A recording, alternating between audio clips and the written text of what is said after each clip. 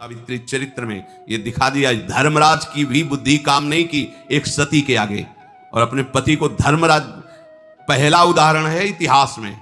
पतिव्रता ने अपने पति को यमपाश से छुड़ा करके और सर्व संपन्न बना दिया। उन्हीं से वरदान मांगे, उन्हीं से। बड़ा सामर्थ्य है।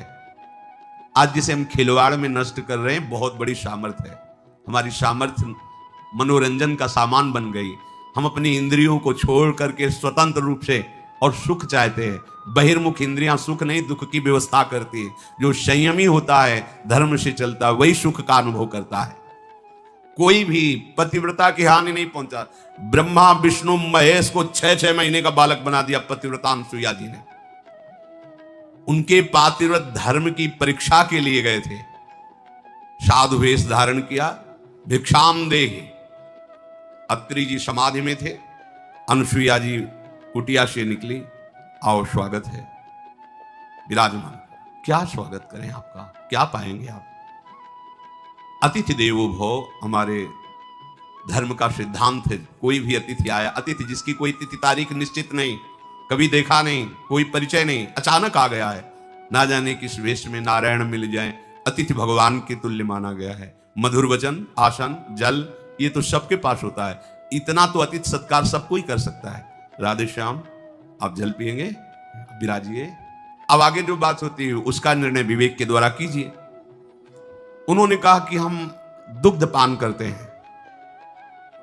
अनुसुईया जी ने कहा कि तो थोड़ी देर विराजिए, हविष्यान यज्ञ के लिए गाय है, उससे हम दूध दूध के ला रहे हैं आप तीनों को।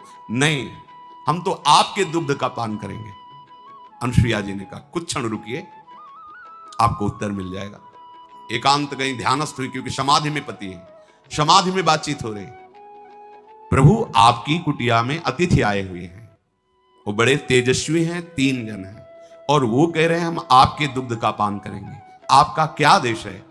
तो उनका स्त्री के वक्षस्थल को स्पर्श करने का 2 को ही अधिकार है, एक पति और एक पुत्र। पति मैं हुआ, उन्हें पुत्र बना लो और दुग्ध पान कराओ।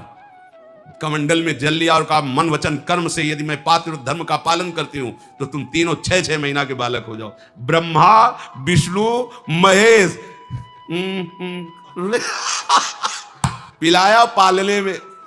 नारद जी गए लक्ष्मी जी से, ब्रह्माणी जी से और उमा जी से कहा कि गए आपके पति? तो बोले क्या? बोले परीक्षा लेने भेजा था, 6-6 महीना के बालक अनुसुईया जी के पालने में झूल रहे। अब जब वो 20-25 वर्ष के जवान हो तब जाके ब्याह की बात कर लेना, वो आने वाले नहीं। तीनों देवियां उनके यहाँ गई और देखा तो अलग अलग पालने हैं, एक में भगवान नारायण, एक में भगवान ब्रह्मा जी। चरणों में जाके प्रणाम किया, दिव्य शक्तियां अनुसुईया जी के चरणों में, और कहा हमारे पतियों को दे दो। उनका ऐसे परीक्षा लेने के लिए भेजा जाता है क्या? अगर अब आई हो तो हमारी पुत्र वधू बनो, थोड़ा इंतजार करो, हमारे बच्चे जब सयाने होंगे तब ब्याह कर देंगे, बस हमें क्षमा करो।